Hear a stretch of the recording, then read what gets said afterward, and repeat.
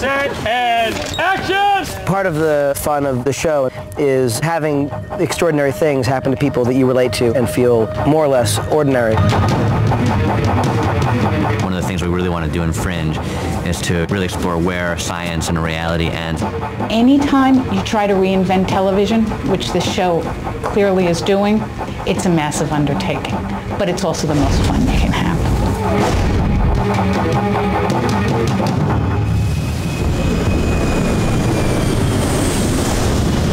This is a very ambitious pilot.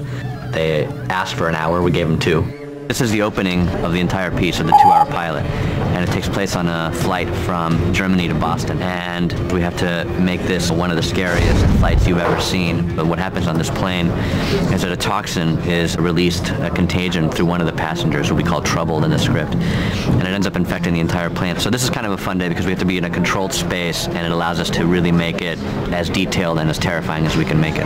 We have a lot of extras, we have a lot of players in here, and there's a ton of makeup effects. One of the elements of the pilot has characters going through a fairly horrific physical transformation, and so we were really lucky to get some incredibly talented makeup artists and visual effects artists to work on that with us. Collaboration between makeup and visual effects was a huge part of the show from the first day. I mean, I remember sitting down with Gordon Smith to chat about the process of the melting flesh, and it was 5 hours. The job was to create 20 bodies that had been completely gone clear and dissolved back to almost a skeletal structure. So we only had 4 weeks and no access to any actors. But due to the nature of the thing, we had to invent the whole technology for this particular stunt. We suggested a solution of using what I call photographic prosthetic. What they're doing is they're printing out what is essentially like a temporary tattoo and applying it to the body and then putting makeup application on top of that. You had the tattoos, which really gave the definition of the internal underlayer beneath the skin of a human being, and then visual effects can sort of animate the movement that's sort of inherent when the veins are actually working and the flesh is adjusting to the breathing. And I think the work that's being done is cutting edge. It's really good. In the airplane set, we welded together a huge metal frame that came apart in 10-foot sections, then clad it with all the existing plane parts. So you can move business class from one end of the plane to the other, you can move the galleys around. Well, with all plane sets, it's always a little tough because you have very small windows, but when we did it on the pilot, we actually were in nights. And so for that, we had to completely rewire the entire plane, so every single individual light was on its own dimming cube. And then on the day, it was a very complex series of lighting cues just to add dramatic effect. We had 2 stunt performers and we had 2 air ratchet systems. We came and did rehearsals to find out our pressure, how much pressure we need to jerk them up and then to drop them, because Alex, the director, wanted people to hit the ceiling and drop right away without a deceleration. But doing it in such tight quarters, we wanted to be able to control them a little bit. So we had an air ratchet system that we could actually vary the acceleration and the deceleration. So when they did actually hit the ground, we were just decelerating and taking off the last little end of the impact. We just really went for creating a large-scale event because it's Fringe. It's got to be so big that you can't imagine this happen on this plane. We're on a tarmac in an airport, and we have a giant 747 flown in from Florida specifically for us for 2 days. It was a charter 747 that was being used by the U.S. government to fly troops in and out of Iraq. There was always the danger that we would lose the plane as well, because there was always the chance that troops would be called up. Obviously that has precedence over making our TV show. However, you also are on a schedule. And we were on pins and needles for 2 days that any second that plane was going to fly away. So everyone's watching, hoping that it's a good day in the Middle East. And it all kind of worked out. We were really trying to get that post 9/11 FBI universe going. We have at least 50 vehicles, fire trucks, police cars, CDC trucks, ambulances. Unbelievable. Lights going and sirens going. That was pretty fun. I've never done anything like that before. That was pretty fun, walking on that deck. My God, this is enormous. And it's the start of the show, too. It was 40 below that night. Both nights, 40 below. And not only that, it was so cold that even with all those layers on, they made us stop every 2 hours because they were afraid the crew was going to get frostbite. We were walking around wrapped up like Eskimos, yelling through our hoods, covering our faces, and there were a lot of, what? Plane landed itself right on time, unlike every flight I've ever taken. And And Kirk's got this gigantic monologue. So we're out there and we roll on it. And Kirk starts talking and he's animated. And all of a sudden, halfway through the scene, we couldn't understand a word he was saying. And he's like, he can't move his mouth. And literally his lips froze and he could not move his mouth. So everything was a challenge that night.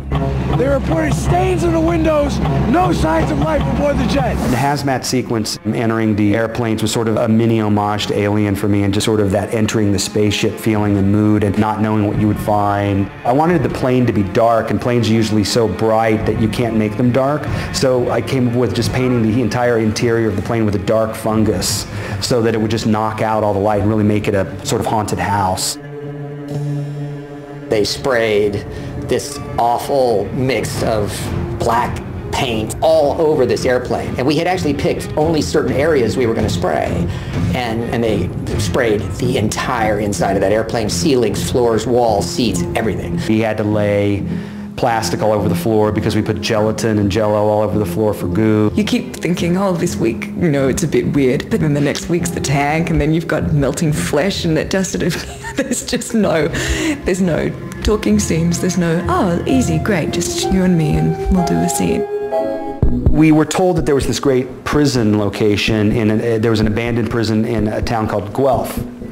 And what we didn't count on was that Toronto was about to have its worst winter in 100 years. I'm born and raised in Los Angeles, so you arrive in Toronto. And the first guy to meet me there was like, hey, it's pretty cold, eh?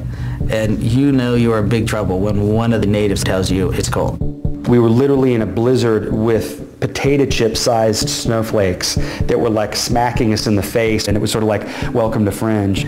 One of the things we wanted to do was have a lot of texture, a lot of foreground, a lot of snow, wind, smoke, steam, just for the exterior stuff. So it was really, really cold, which helped us a lot. It was freezing. It was minus 35 degrees and so windy. Josh keeps laughing because there's this scene with the doctor where she comes out of the prison and he says, excuse me, would you mind coming back inside with me? And I have to say, why would I want to do that? And I'll never forget Anna standing out front in that cold that just stings your face, covering it all up and just giving a great performance in the middle of it all. When it was insane, you couldn't see anything. I couldn't feel my face. I have never been so cold. No fancy coat, there's no fiber yet created that keeps that kind of cold out, and everything hurts and it's just teeth-chatteringly cold. There was a foot chase in the script, and when we were on our way back from our first scout, the location manager said, I want to show you this building, and there was this great building with these fire escapes and this rooftop. That was tricky because what happened was we started getting really bad weather here, the roof was getting very slippery, and the day we came to rig it and pre-rig and rehearse, we had a blizzard. It was really, really bad. Another problem because of the weather, because we were running across the tops of very old brick buildings and parts of the roofs were rotted. And to get up there, you had to go up a rickety old iron fire escape that literally maybe a couple days before we went up there, I had to get somebody to come out and re-weld it because half of the rungs were broken. Safety first. Safety under winter conditions is the most important thing. We did tests with the stunt people. That also was hard because we had them running in one shot, jumping to a fire escape on the other side. That was, I'd really maybe 10 feet below a takeoff roof, and they were hitting off the wall and then hitting the railing, and then they had to continue to run in the shot. So it was a tricky rig. It wasn't just a matter of safetying a person on a cable. We had to, again, let them run and jump free. Then we had to decelerate, and honestly, it took a lot of trial and error to get it just right. These jumps from like the top of the veranda and landing on these garbage bins and falling, and I literally had to just roll over, get up and like run and hold the gun in Stig's face, and I managed to fall over about 5 times on the slippery ice. And everybody really came in, and it just shows how well the crew worked together, and we did this great sequence. And I really started to like the idea that she was so determined to catch this guy who had done this to all these people and the love of her life, that she was just diving off buildings to get to him and didn't care if she broke her leg or anything, and that it was just without thought. Anna gets all the cool Spider-Man stuff. I just do a lot of running. I'm chasing, and she's up on the rooftops, jumping from building to building, looking much more badass than me. Well, I'm the agent. That's fair. Done. Agent ID 52776 in pursuit of blue SUV. Heading south on Fenway. Need immediate assist. After huge sequence number 20 was a car chase, and we were basically just trying to create a great crescendo to the 90-minute pilot. We had tons of stunt people and police everywhere, and we were shutting down one of the biggest intersections in Toronto for this stunt sequence. We were trying to do something different because we only had one stunt car prepped for that. It wasn't like having two backup cars. If we screwed up once or made a mistake, we could go to the second car and do it another time. And we had a lot of problems. I mean, the weather was so bad. The weekend before, we had a major blizzard here, and the cars had no control. There's no traction. Our stunt driver, Jamie Jones, he was really pumped and set on what he was going to do. The driver had all his knee pads, 5-point harness, fire suit. The car was totally prepped, of course, with roll cages, fuel cells, Lexan in the windshields. And he sort of just prepped, went up and down the ramp a few times, got the speed right. And then I asked him after, and he said he sort of went and had a little prayer. His family were there, and then go.